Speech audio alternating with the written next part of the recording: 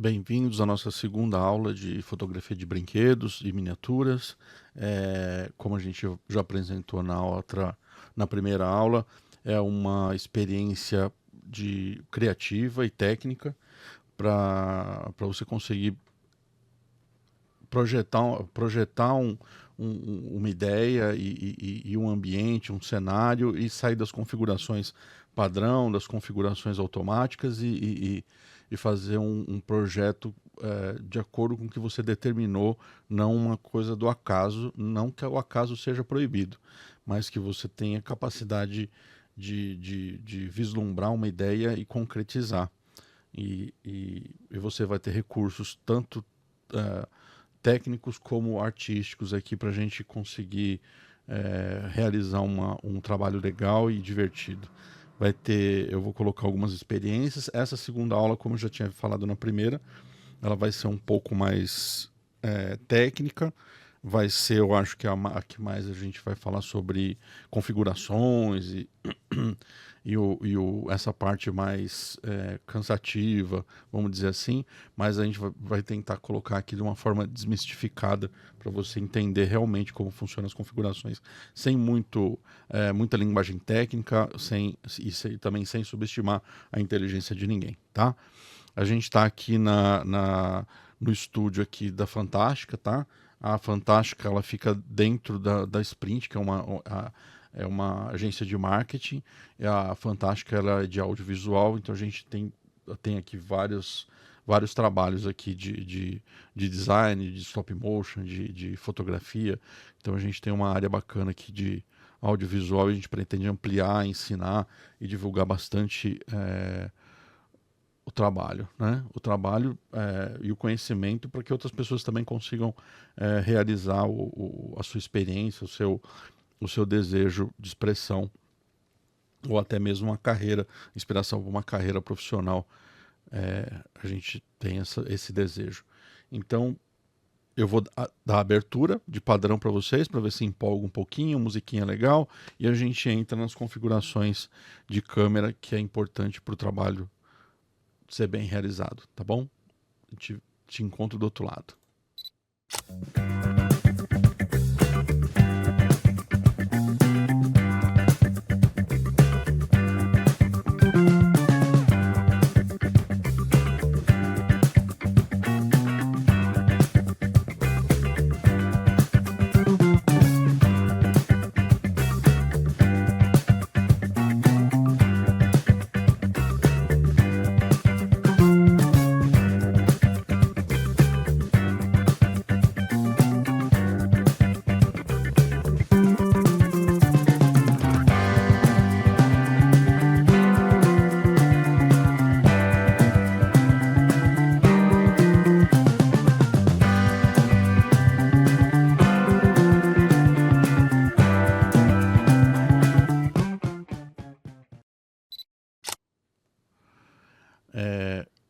Então, aqui de volta, é o seguinte, eu preparei aqui alguns slides e eu vou tentar conversando, sem ficar seguindo muito o texto, para deixar bem fluido aqui, mas para balizar um processo aqui de aprendizado, tá?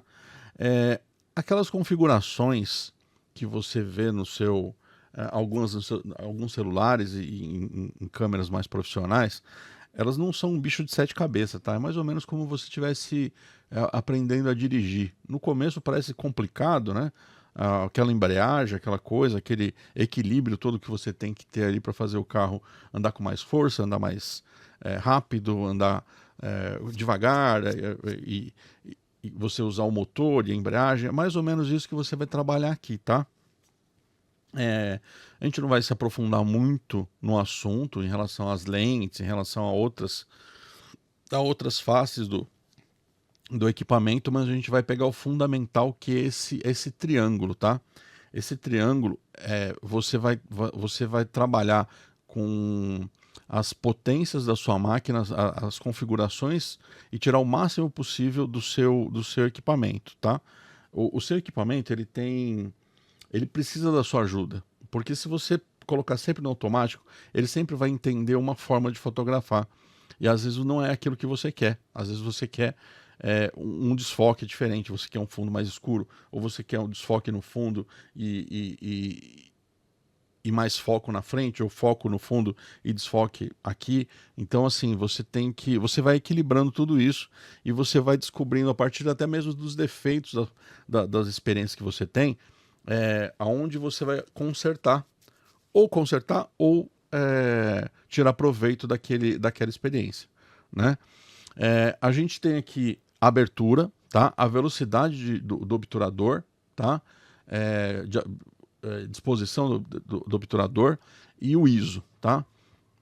A abertura é uma característica que ela já vem na lente, tá?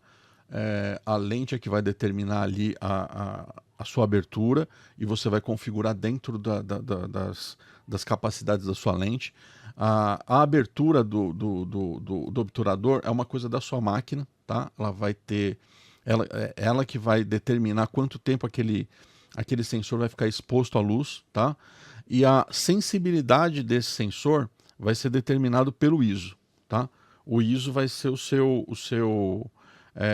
vai te deixar mais sensível à luz ou menos sensível à luz. E como a gente já falou nas outras, a luz é tudo. A gente está trabalhando com luz. Fala de fotografia, é luz. Então, quando você estiver fotografando, você está pintando com luz praticamente, literalmente, a gente está falando, né? Vai estar pintando com luz mesmo. Então, se você tiver com pouca, tiver com muita, se tiver muita sensibilidade, é o equilíbrio dessa brincadeira toda que vai te entregar a foto que você quer. Então, assim, não tem uma receita, porque você pode querer você querer uma imagem mais escura, você tem desejo, você faz um projeto, você quer aquela imagem daquela forma. Então, se você sempre clicar no automático, você não vai funcionar. E se eu te der um padrão para você seguir, também você não vai experimentar. Então, o ideal é que a gente vai conversar aqui sobre essas configurações básicas para a gente brincar e você tirar proveito e conseguir chegar no objetivo com a sua foto, tá? O ISO, ele é a sensibilidade do seu sensor, tá? O ISO vai ser, ele vai determinar a sensibilidade do seu sensor. Então, se você coloca ele muito alto, ele vai ficar super sensível à luz, e baixo, menos sensibilidade à luz. Mas além de você querer ou não uma foto escura ou mais clara, lembra que eu te falei que você tem que ter equilíbrio com as outras configurações? Nesse caso aqui, você vai, se você colocar, então eu vou deixar sempre super exposto, então eu vou ter sempre uma foto clara. Se você não equilibrar com os outros recursos, você vai ter uma granulação, tá? Eu coloquei alguns exemplos aqui para a gente enxergar. Você tem subindo a sua, se for você tirar foto à noite, é lógico, você vai precisar aumentar a sensibilidade.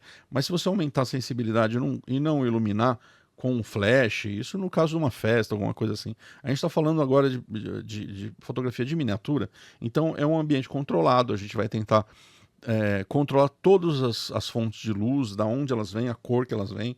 Então a gente está trabalhando com um ambiente controlado. Então a gente não precisa estourar muito o ISO. O ISO ele vai trabalhar com a gente, tá? A gente não vai pegar e extrapolar ele, a gente vai tentar achar um equilíbrio e vai depender também do projeto de imagem que você quer, tá? Se você quiser de repente fazer um cenário que é uma coisa mais obscura, uma coisa mais misteriosa, então você vai trabalhar com um ISO mais baixo. Sempre joga o ISO, você não o ISO, mas você sempre vai deixar a foto um pouco mais clara do que você pretende, porque a gente vai estar trabalhando com material cru a princípio. Então, quando você tirar as fotos, eu vou explicar isso mais para frente um pouquinho, a sua foto ela vai ser a matéria-prima para uma edição futura. Então a gente vai trabalhar com o máximo de qualidade possível, de captação de detalhes e tudo. Por isso que assim, você quer uma foto obscura, mas misteriosa, mas não é o momento. Você faz isso, mas não é o momento. Mais para frente um pouquinho a gente vai potencializar aquela sombra, potencializar aquele clima que você quer. Então nesse momento tenta não perder muito detalhe com isso. Então se você quiser uma foto na penumbra, a gente tenta deixar deixa um espacinho ali para aparecer mais detalhe do personagem, do cenário. Depois a gente trabalha com isso na pós-edição, tá? Então o ISO é o principal, é o sensor aqui da sua câmera, mas não abusa dele agora, porque senão você vai ter foto granulada, tá? Esse é o pior defeito da foto com ISO muito alto, tá? Ou uma foto estourada também, ela pode acontecer, você estourar, abusar do ISO, e a foto estourar quer dizer ficar aquele super branco, né? Aquela coisa que você às vezes perde ali na claridade o detalhe da foto. Então esse não é o momento de extrapolar, tá? O ISO ele é o último recurso que você vai usar. Existe uma linha que que eles falam para você deixar o ISO no automático, tá? Apesar da gente estar trabalhando aqui em configuração manual 100%, muita gente gosta de deixar o ISO no automático. Se você vai fazer uma foto espontânea, deixar o ISO no automático não tem problema. Se você for fazer uma foto que você vai querer separar fundo, separar alguma coisa, marca um ISO, um número de ISO que foi acertado, que ficou legal, e trava nele, tá? Não deixa sempre no automático, não. Depois que você achou o ponto certo, mantém aquele ISO para você ter uma consistência no decorrer do seu projeto. Sua câmera vai estar no tripé, vai estar tudo bonitinho. Então deixa travadinho ali o seu ISO para não ter esse problema, tá? E você conseguir fazer as fotos no mesmo padrão. A gente está falando aqui ainda do ISO e deu um exemplo aqui mais perto do que aquelas fotos que eu te mostrei, tá? Aqui tem um ISO 100, que é um ISO baixo, tá? E um ISO super alto aqui, para você ver como com a granulação, ela destrói a foto, tá? Isso você não tem como recuperar lá na frente, não tem jeito, tá? Aqui eu coloquei mais alguns exemplos aqui de ISO aberto. Aqui é uma foto assim que a gente nem percebe tanto, né? Mas aqui o ISO está bem estourado, o ISO está alto, né? E é de uma câmera, né? Mas você vê bastante granulação nessa foto aqui, não precisava, né? Ter essa granulação. A gente está falando aqui agora sobre a abertura do diafragma, tá? A gente já terminou o assunto ISO, a gente vai entrar na abertura do diafragma. O diafragma, ele é um... É como se fosse um esfíncter na entrada de luz da sua câmera, tá? Da sua lente. Então tem lentes que vão ter assim uma abertura menor e uma que sempre elas vão fechar para o mínimo, mas a abertura maior sempre vai ser o limite da sua lente, tá? E esse número é inverso, isso confunde um pouquinho no início, tá? Então a gente vê aqui nesse exemplo e os exemplos das fotos que eu coloquei acima, exemplos da abertura, tá? Então, quando você tiver menor abertura, mais você vai ter uma profundidade de campo, que a gente fala, quer dizer, mais coisas você vai ter dentro do seu foco, tá? Quando você tiver uma abertura maior, menos coisas dentro da sua profundidade de campo. Então, você vai ter menos coisas dentro do seu campo de foto, menos coisas no sentido linear, tá? Você consegue ver no exemplo aqui dos pinheirinhos que se você tiver a lente mais fechada, você vai ter mais coisas dentro do seu foco. E mais aberto, menos coisas dentro do seu foco. Por que é interessante? Porque às vezes você quer ter uma coisa, elementos dentro de uma faixa linear que você quer no foco e no fundo ou aqui na frente sem foco. E você tendo essa possibilidade com a abertura, com a abertura do seu diafragma, você consegue brincar com essa possibilidade, tá?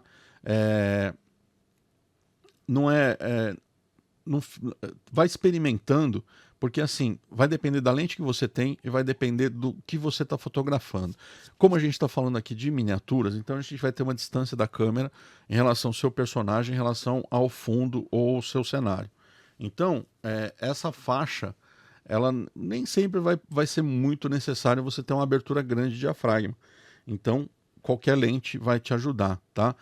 Eu costumo dar um exemplo para você entender um pouquinho como funciona isso na parte ótica, inclusive do seu olho.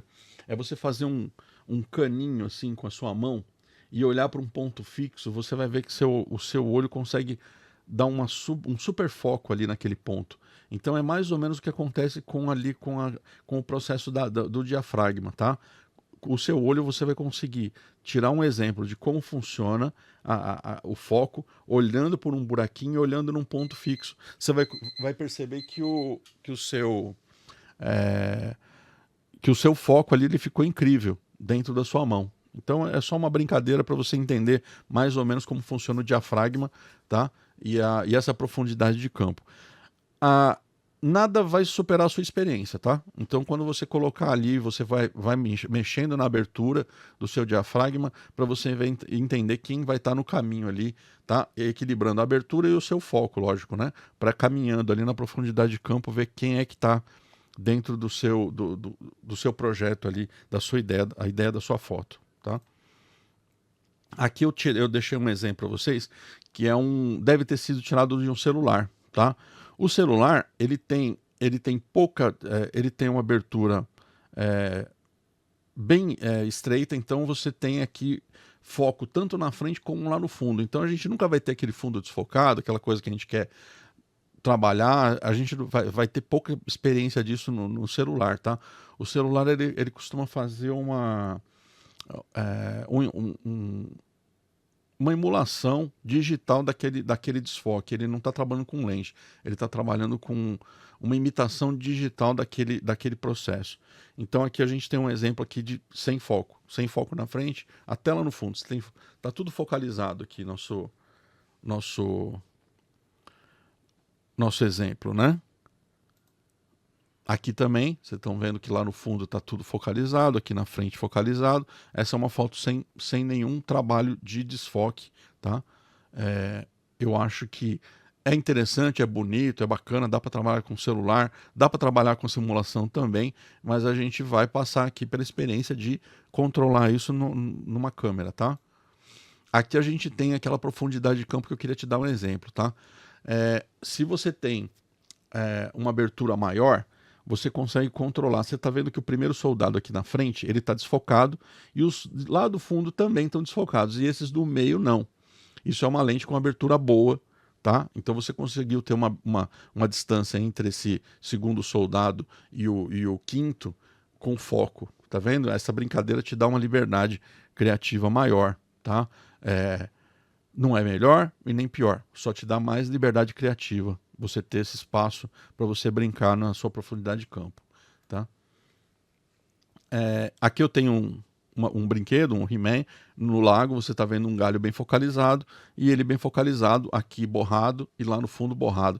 Borrado é feio falar, é desfoque, né? É o desfoque desejado, tá? O desfoque ele não é, a gente não está falando mal do desfoque, a gente está falando que ora ele é desejado, ora não. Isso é controle. Você vai querer controlar esse cara, né? Isso daqui é uma pegadinha. Tudo aqui está em foco, certo? Tudo aqui está em foco. Mas, na verdade, esse fundo não existe. Lá na frente a gente vai ter a oportunidade de analisar essa foto. Essa foto ela tem uma pós-produção, tá? Você está vendo tudo aqui no foco, o prédio lá no fundo, tudo aqui em foco, mas ele é uma montagem, tá? Eu deixei ela aqui para tocar nesse assunto mais para frente. Velocidade do obturador. Isso está dentro da sua câmera, já não está dentro da sua lente, tá? Essa fração que a gente está lendo aí, que é o número de configuração, é a fração de segundo, tá?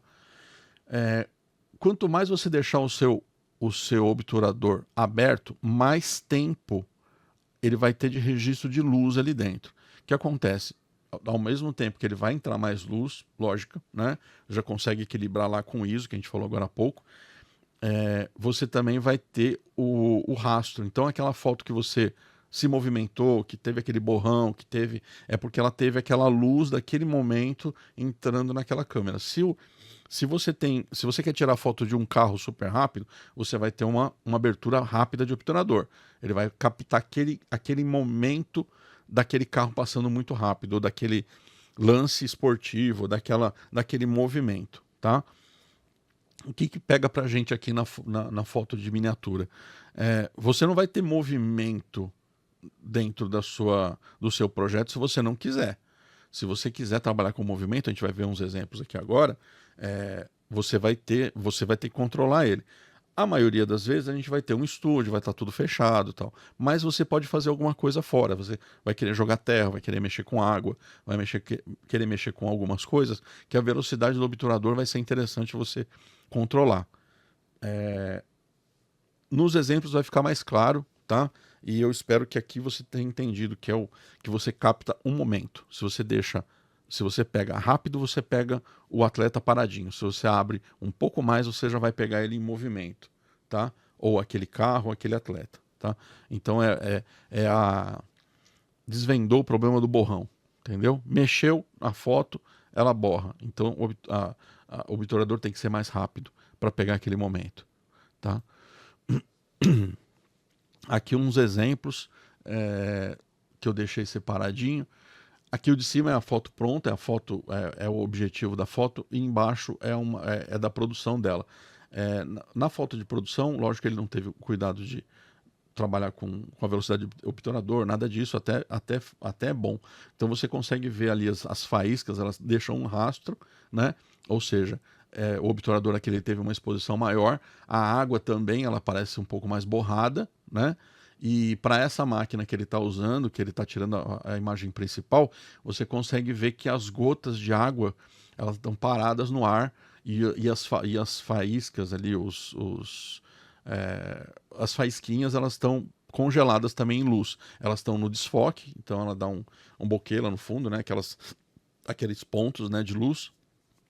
E a água aqui é mais congelada, então você vê as gotículas de água paradas no ar, o que você não vê ali na foto do make-off dele ali, né? Do trabalho de trás das câmeras ali. Então essa foto é legal para você ver o exemplo do mesmo momento tirado de forma diferente. Controlar o tempo é muito legal. Às vezes você quer o movimento, tá? Às vezes você quer o borrão. E o borrão é mais fácil você simular ele depois do que aqui. Então aqui a gente vai tentar deixar sempre respeitando o seu projeto inicial para captar a imagem do jeito que você quer.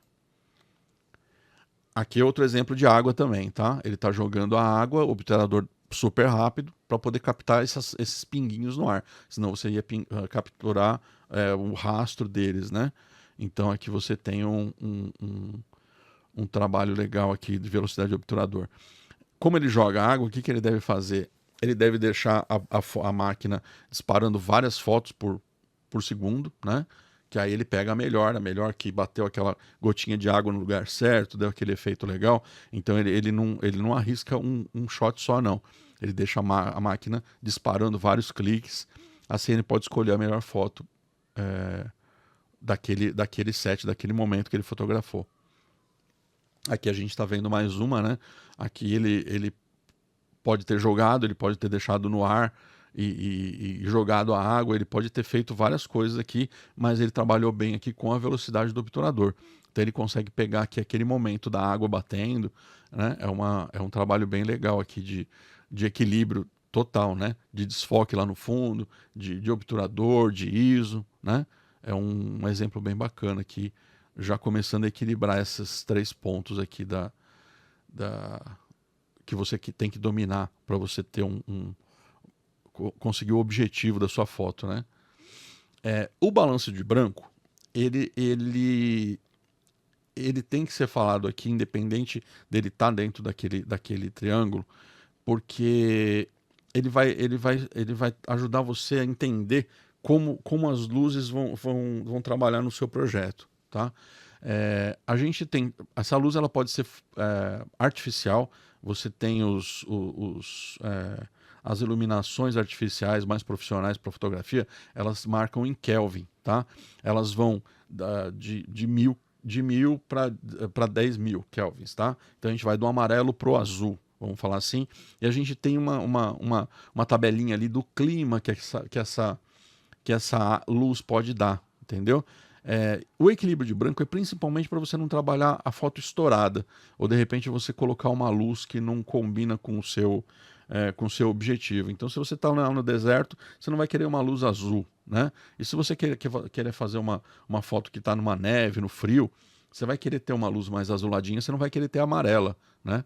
Então, assim, você vai entender como você faz, tanto para você não estourar o seu branco, como você vai controlar ele, tanto na câmera, no balanço de branco, como na iluminação, usando a iluminação. Se você não tiver uma profissional que você regula os kelvins, você pode simular isso com um celofone em cima da sua luz, da sua fonte de luz. Você vai entendendo como funciona isso. O interessante é sempre você sacar essa parte da luz quente, da luz fria e usar esse parâmetro, tá? Esse parâmetro você não precisa criar ele da sua cabeça. A gente já tem ele, que são os kelvins, e, e a gente talvez consiga isso na aula prática, de colocar como funciona a regulagem dessa luz mais profissional, para você chegar naquela temperatura de luz, né? Nenhuma delas está errada, todas elas vão de acordo com o seu projeto, do seu desenho, do que você quer, da história que você quer contar, tá? Vamos passar para o segundo layout. Eu acho que aqui ficou claro do balanço de branco. Aqui eu estou dando uns exemplos para vocês, tá? Essa é uma luz azul, como o clima industrial, o clima tá dentro de uma nave e tal, um ambiente mais frio, então a luz azul deixa bacana, então ela está lá no topo dos kelvins lá, né? A gente tem aqui a luz ideal. A luz ideal, todo mundo fala que a luz ideal, tanto para qualquer foto ficar bonita, é aquela do final da tarde, com luz com o tempo nubladinho, claro, né? Aquela é uma luz, ela é suave, ela é bacana, ela tem a quantidade certa e ela tem aquele equilíbrio que fica uma foto agradável, tá? Então ela não é nem muito amarela, ela não é muito azul, ela é agradável, né? É uma foto agradável. É para ser todas as fotos assim? Não, a foto é o que você quer que seja. Então, às vezes você quer que tenha um clima mais amarelo, às vezes você quer que tenha um clima azul. Mas assim, essa aqui é aquela mais bucólica, aquela mais interessante, mais gostosa de enxergar, né? Aqui a gente tem uma mais puxada para o amarelo, né? Para evidenciar bastante ali a cor do personagem, né? Com uma abertura boa aqui, você está vendo o movimento da água, né? É uma luz amarela sem exagero, bem equilibradinha, né? Aqui a gente tem mais branco, tá? O personagem... Aqui no caso de um ambiente industrial, geralmente o branco, o azul, o Kelvin mais alto, ele vai cair melhor, né? Do que um clima... que um clima mais quente, a não ser que seja uma fábrica quente, uma coisa diferente, aí você baixa o Kelvin e vai ficar legal. O Kelvin a gente está falando de luz, da luz que você está projetando em cima do seu trabalho, tá? A gente tem o equilíbrio de branco também, que vai entender os kelvins da mesma coisa, só que ele vai prever o tipo de lâmpada que você está usando, tá? Às vezes você não precisa, às vezes ali você consegue regular, mas é legal você já trabalhar com a luz que você quer, né? Você controlar o ambiente e depois você vai só ver a intensidade para você não estourar os brancos e ter todo o detalhe da sua imagem, né? Aqui você tem praticamente o mesmo personagem, eu quis repetir, né? Esse aqui no ambiente industrial e esse aqui num planeta que já é mais amarelo, que ele é um deserto, que é uma coisa mais quente, né? Então você vê que muda ali, o mesmo personagem que é branco, num clima industrial, aqui ele já está mais quente, ele está recebendo outro ambiente, né? Aqui a gente tem o gelo, que é aquele exemplo, aqui não vai ter nada de amarelo, né? Aqui o amarelo ele meio que estraga o clima da foto, né? O gelo ele vai mais pro azul, então é um ambiente que é bem fácil de você entender o tipo de luz que você vai fazer, tá? O foco manual ou automático. A gente não está falando nunca de nada que seja automático, tá? A gente deu uma aberturinha pequena lá atrás para o foco, para o ISO, né?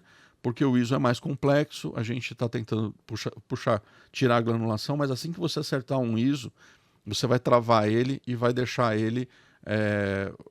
vai experimentar primeiro no automático até você entender e depois você vai travar ele. Não perde o controle total da sua foto, não. É difícil, a gente vai entendendo, vai experimentando, mas mantenha o controle, porque é isso que vai entregar o que você quer, não o que acidentalmente você conseguiu com a sua foto, tá? A gente tem aqui, tá aqui onde você coloca o foco manual, não só na câmera, mas também na lente, tá? Eu estou mostrando para vocês aqui uma foto de uma lente, né? Como você tira o foco manual. E aqui um exemplo, né? Que você está vendo que o fundo é aquela profundidade de campo que a gente falou, tá? Também ela está entrando aqui, aonde você vai conseguir chegar no seu foco. Isso também vai influenciar, tá? Você tem aquela possibilidade, aquela abertura, mas aqui também você vai conseguir trabalhar com o que você quer. Aqui é um segundo momento de foco, tá? Você tem a distância, mas você vai buscar aqui dentro da história que você quer contar. Você está vendo lá no fundo o dinossauro embaçado e aqui na frente o professor aqui correndo dos dinossauros, né? Então aqui você tá contando uma história que aquele desfoque do fundo faz sentido. Aqui é a mesma coisa, tá? A gente está contando uma história aqui, uma coisa mais lúdica, né? Um espaguete, uma máquina. Então você está deixando o desfoque lá no fundo, focando aqui na frente. Talvez se você estivesse usando um foco automático, ele podia confundir. Então aqui você está determinando. Eu quero foco no espaguete aqui do meio. Aqui é um ambiente mais bucólico, né? Você está vendo aqui uma coisinha mais fofa, né? Foto assim de coisa de brinquedo de criança, um bebezinho e tal. É legal você ter esse clima, esse tipo de luz, né? Esse desfoque no fundo. Isso aqui faz muita diferença. É muito legal você trabalhar com esse foco distribuído.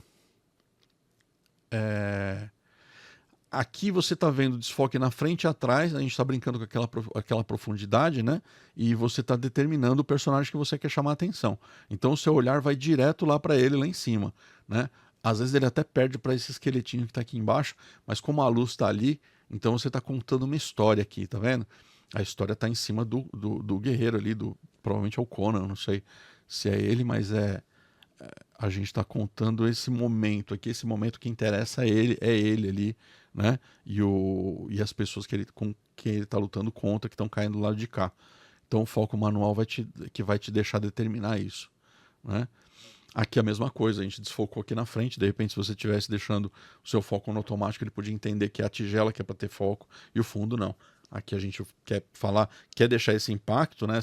Essa imagem mais dinâmica com o pout aqui, a cumbuquinha de comida aqui na frente e o Naruto ali mais para trás, né? O foco tá nele, é ele que a gente quer chamar a atenção pro olhar, né? Aqui é a mesma coisa, a gente tem o foco aqui na boca do alien, né? Que é o que a gente está buscando dar uma ênfase, né? Que ele tem o detalhe. Aqui é a mesma coisa, essa foto é bem legal. A gente quer lá no rostinho do Wolverine, que ele vem atacando aqui, então lá no fundão tá desfocado, aqui na frente desfocado, e o Wolverine vindo no ar aqui atacando o samurai. Poderia ter colocado também o samurai aqui e um mistério no que vinha atacando ele, que a gente pela silhueta já identificaria o Wolverine. Poderia ser contado a história dessa forma também. Depende, você pode experimentar os dois, porque aqui na verdade é o mesmo cenário, o mesmo setup, só que você vai controlar aqui no foco. Então você poderia brincar com as duas e falar, não, essa ficou mais legal. Lá atrás eu falei para vocês que quando você cria a imagem ela é crua. Ela tá crua. Ela tá sem o refinamento adequado. Então você vai trabalhar da melhor forma, com equilíbrio de luz, com o foco, com tudo que você pode trabalhar nesse momento para você ter uma matéria-prima de mais qualidade para lá na frente, na hora de editar, você ter esse material te trazendo bastante recurso, bastante detalhe, bastante do clima que você já quer para aquela foto. Então, quando você trabalha com as fotos, geralmente a câmera profissional ela vai te dar a opção JPEG mais RAW, né? O RAW é a foto bruta, tá? É a foto básica do arquivo digital daquela imagem, tá?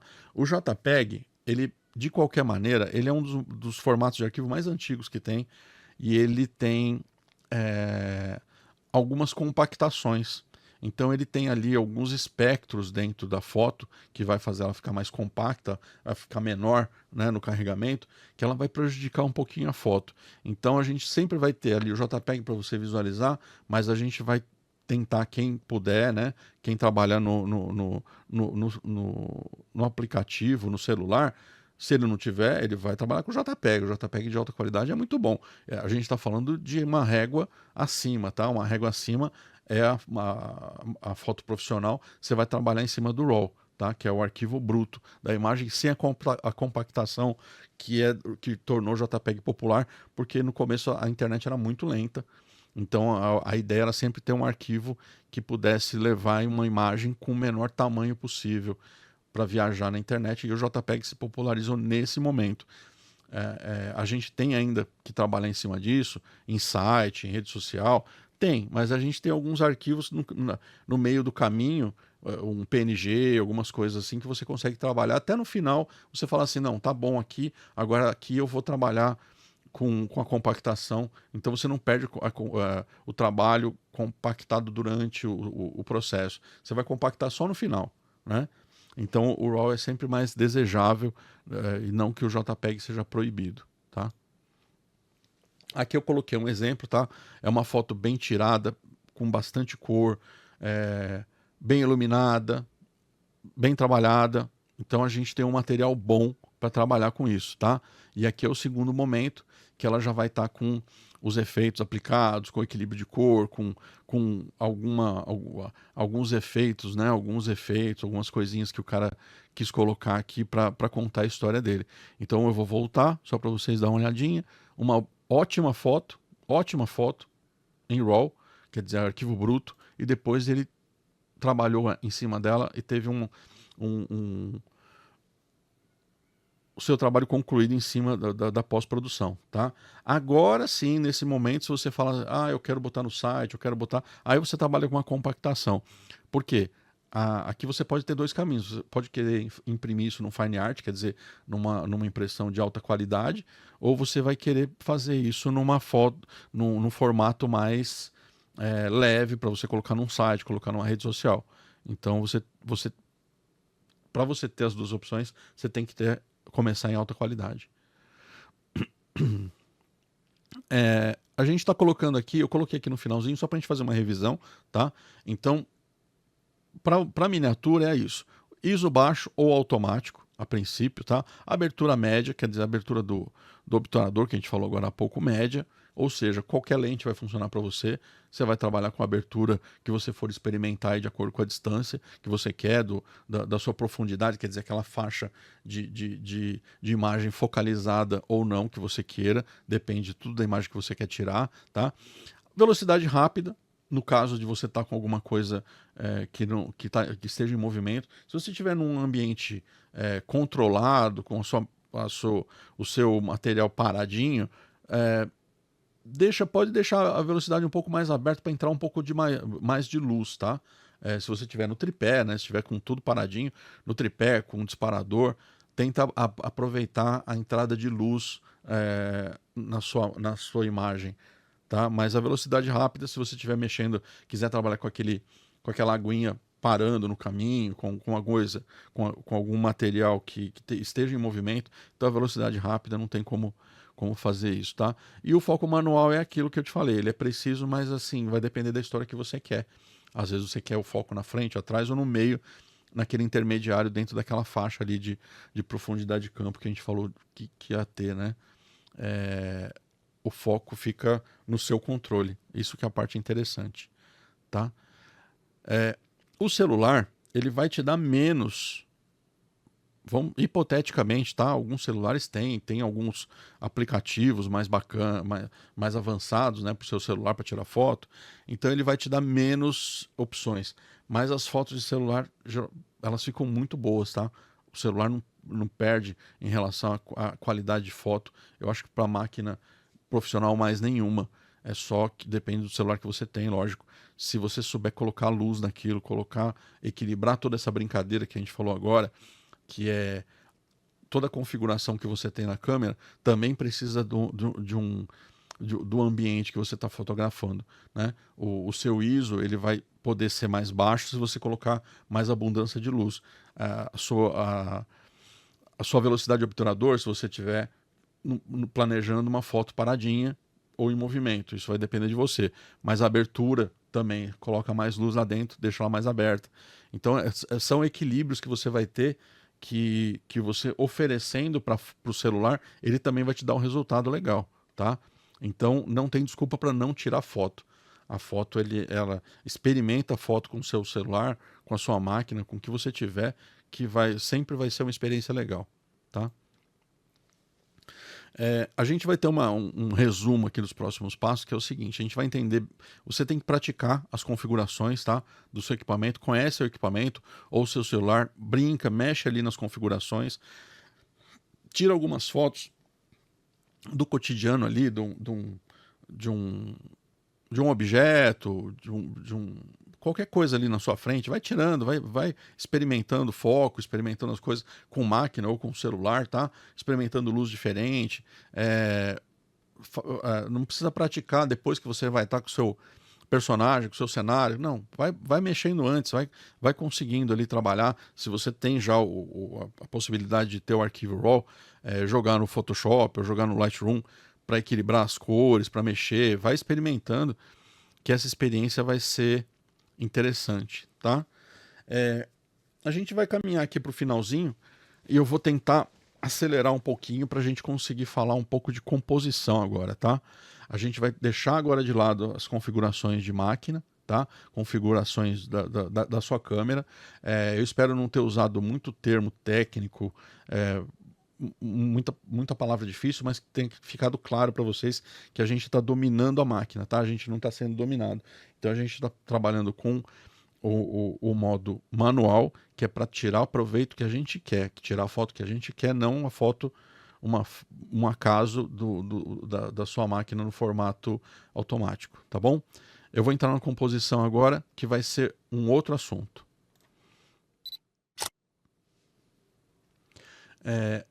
No planejamento aqui da composição, vai entrar bastante daqueles recursos que a gente aprendeu agora há pouco, de luz, de desfoque, de profundidade, mas a gente vai estar falando aqui da parte artística, da parte da composição da imagem, tá? É como se fosse assim, vamos pintar o quadro. Então, o quadro a gente vai começar a pintar agora. A gente tem os pincéis, a gente já sabe as cores que vai usar, e a gente vai começar a trabalhar com o pincel agora, tá? Aqui do lado eu deixei aqui alguns desenhos tradicionais aqui de composição, de distribuição da imagem dentro daquele quadro, né? Pode ser horizontal, pode ser vertical, tá? A gente colocou aqui na horizontal, mas vocês vão ver que tem a analogia é a mesma, tá? Independente do formato que você tem. E esses estudos, eles são antigos, tá? Então você vai ver muito em galeria de arte, quando você vê uma obra clássica, alguma coisa, ela vai trabalhar em cima dessas composições. Então vai aproximar muito a gente aqui a fotografia da pintura, né? Como eu falei para vocês agora há pouco, né? A gente tem aqui a importância da composição. Como eu falei para vocês, é uma coisa que vocês têm que dominar, mas também você não precisa ser escravo de nada disso, tá? Qualquer coisa que você tira, mas quando você entender como você harmoniza melhor, ou como você vai ter um objetivo de foto, que eu vou falar um pouquinho mais para frente, como é importante você ter isso, tá? Esse desenho que você tá vendo aí, ele parece um caracol, isso é a proporção áurea, tá? É um conceito matemático de distribuição que você recolhe da natureza, entendeu? Então você tem os quadros de dentro para fora com divisões que você vai formando essa espiral, e você vai encontrar essa representação muito abundante na natureza, tá? Então as pessoas, os artistas colocaram essa grade para você trabalhar, e você vai entender que ela ajuda mesmo, tá? Esse formato você vai ver ele replicado várias vezes, tá? Então você vê ele com a Mona Lisa ali na horizontal, e você replicando isso 4 vezes, dobrando na horizontal e dobrando os dois na vertical, você vai ter 4 pontos centrais ali, você pode escolher um em qualquer posição, né? Que você vai conseguir fazer uma composição legal da sua foto, uma distribuição legal da imagem, tá? A gente tem aqui a simetria, tá? A simetria, ela tá acima da distribuição áurea, né? Então, quando você quiser colocar uma imponência, como eu coloquei essa imagem do fundo, você põe simetria, coloca esse personagem no meio, de baixo para cima, né? A simetria, ela é interessante, ela sempre é interessante, mas não esquece que a gente está contando uma história, tá?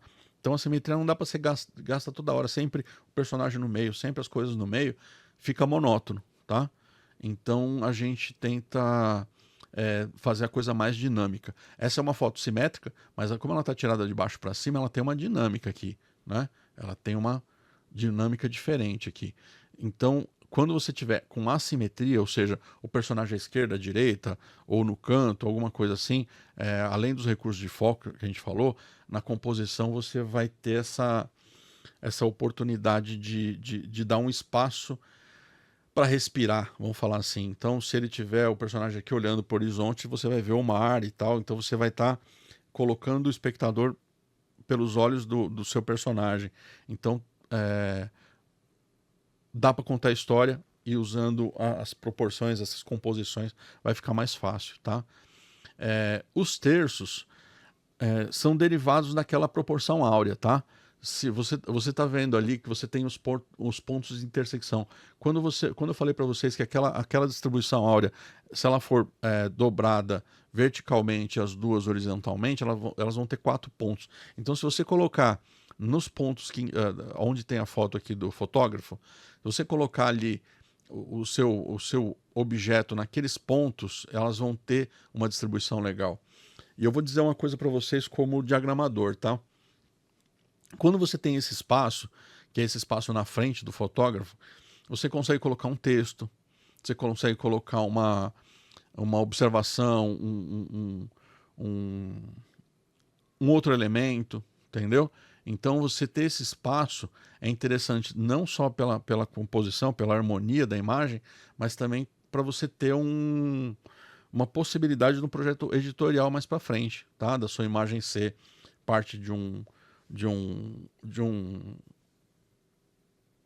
artigo, né? De um artigo de revista, ou um livro, alguma coisa assim, sabe?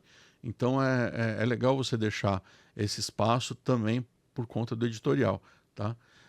A gente tem aqui a mesma disposição, é só que do lado contrário, tá? Na intersecção dos pontos. E a gente tem aqui os terços também na horizontal. Poderia ser na vertical também, mas a gente tem a parte de baixo, o horizonte mais claro, e ali o céu mais escuro à direita também é uma forma de leitura, tá? Nem sempre você precisa ficar preso só nos pontos. Então, o legal é você entender ali o equilíbrio da foto, tá? Baseado nessa distribuição, que ela vem de origem ali da proporção áurea e ela vem modernizando aqui e vai deixando mais tranquilo pra gente.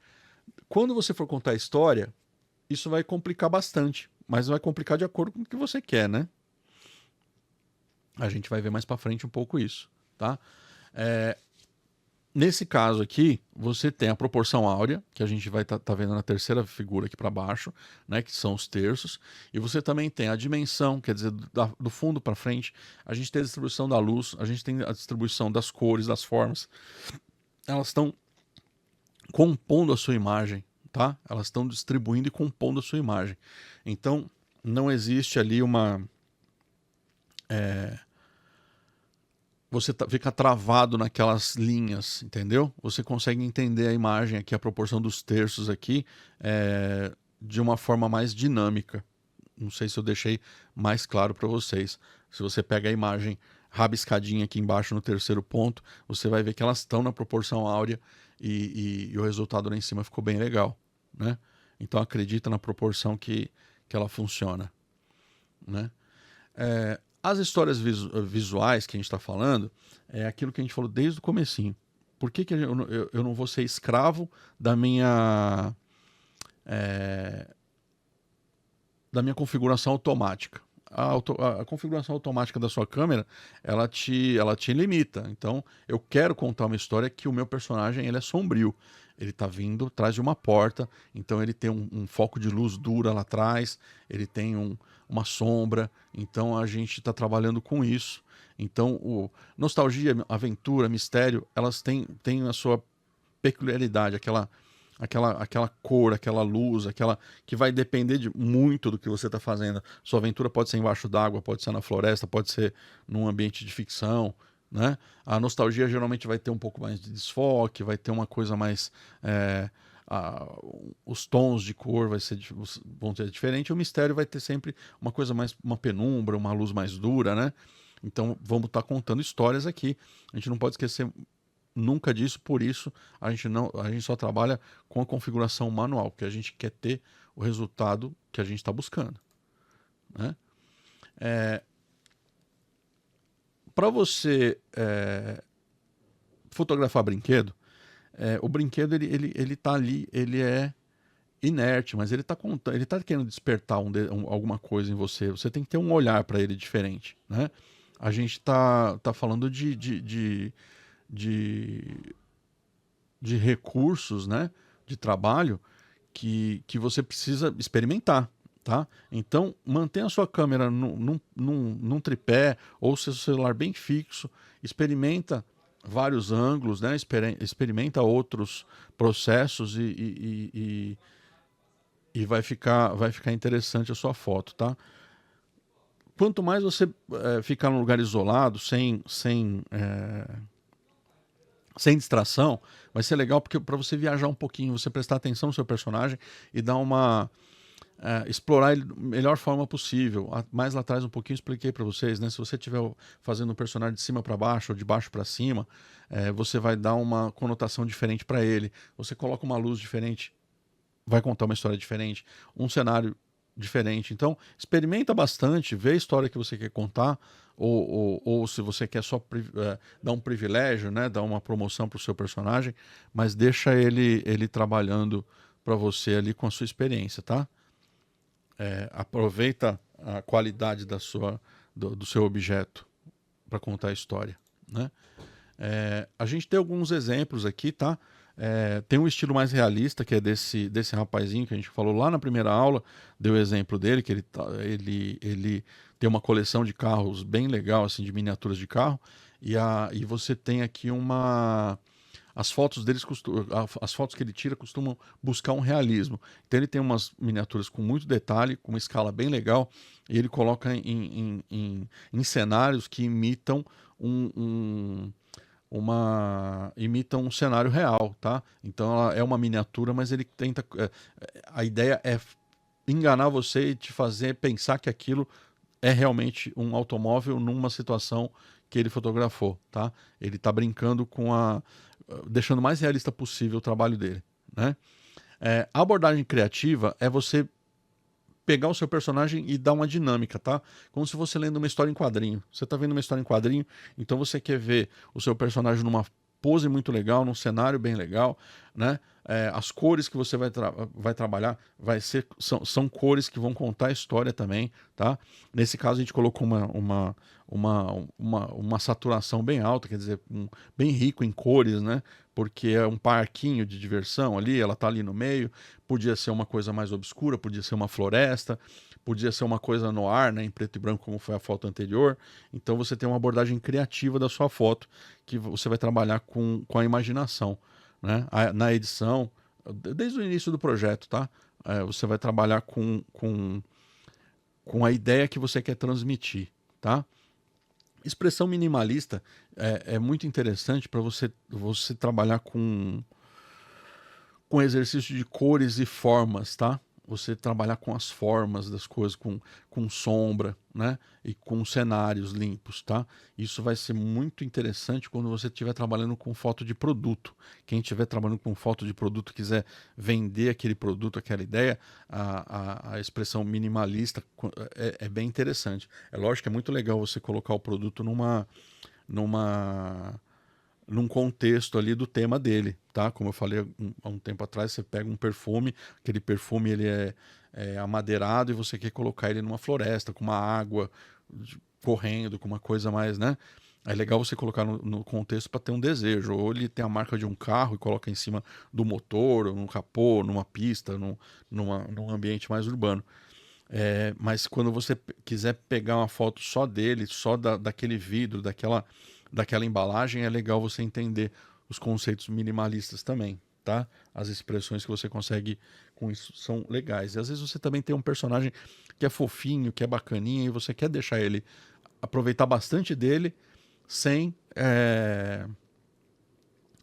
sem perder, sem poluir muito o ambiente, né? Você quer só mostrar o personagem com as cores no fundo, ou talvez até por um projeto editorial, como a gente falou agora há pouco, né?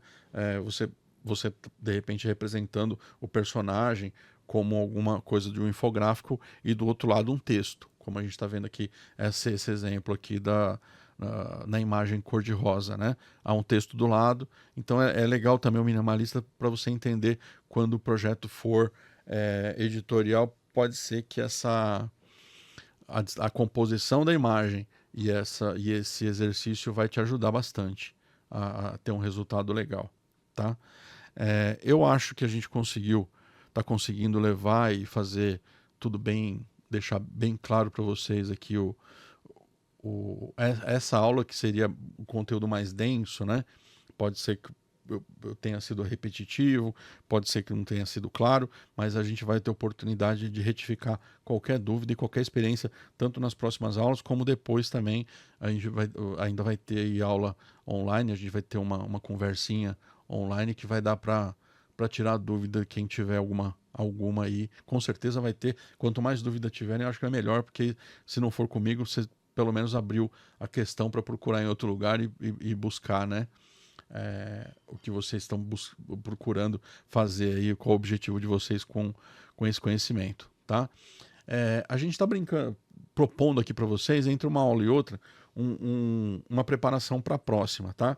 Então a gente vai colocar aqui um desafio, tá? A escolha da miniatura, planejamento de cena e para você fotografar e compartilhar, tá? Escolha a miniatura. Qualquer miniatura que você tiver, pode ser um Hot Wheels, pode ser um Bully, pode ser um copo, pode ser uma joia, pode ser qualquer coisa, tá? Não precisa ser um brinquedo super rebuscado, não precisa ser uma miniatura incrível, pode ser absolutamente qualquer coisa, tá? Que você queira exercitar isso que a gente falou agora em relação à iluminação, ao equilíbrio, né, das configurações de câmera e a composição de cena, tá? Pra gente brincar, na próxima, logo, né, a gente vai fazer aqui cenário, vai colocar o personagem, vai vai tirar umas fotos aqui e vai depois editar. Mas é legal você ir exercitando e brincando e vendo e testando o que a gente falou agora, para falar assim, não, peraí, né, tem sentido, não é um amontoado de informação, não. A gente está brincando aqui, eu tô com o celular aqui e eu tô conseguindo ver aqui, pô, eu tô colocando uma luz mais amarela, eu tô botando meu personagem mais à direita, mandei colocar aquela gradezinha dos terços, eu tô colocando as informações da intersecção aqui dos pontos, tá funcionando, tá legal. Vai brincando, vai tirando foto, né? Experimenta tirar ela fixa, experimenta ela tirar ela com ângulos diferentes na sua mão mesmo, com mais luz, com menos luz, né? Se você tiver uma câmera, tá na hora de tirar do automático e brincar com todas as configurações que a gente falou agora, tá? E compartilha, tá? Cria uma rede social específica para isso, entendeu? Se você já não tiver,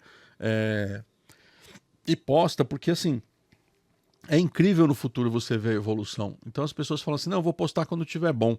Não, posta agora, porque se você vai ver a sua evolução, isso vai te dar uma satisfação, tá? A evolução, ela dá uma satisfação. Então você vai entender, falar assim, poxa vida, lá atrás eu já achava incrível, agora eu tô melhor ainda. Então dá essa oportunidade para você poder olhar o retrovisor, tá? Você ter um registro do seu trabalho, do seu estudo. Fotografa e compartilha, não guarda não, tá? A gente vai convidar também, como eu falei agora há pouco, para você escolher a sua miniatura, ter um olhar, tá? Às vezes você olha uma miniatura e você fala, é um pedaço de plástico, né? Ah, é um parafuso, né? É uma...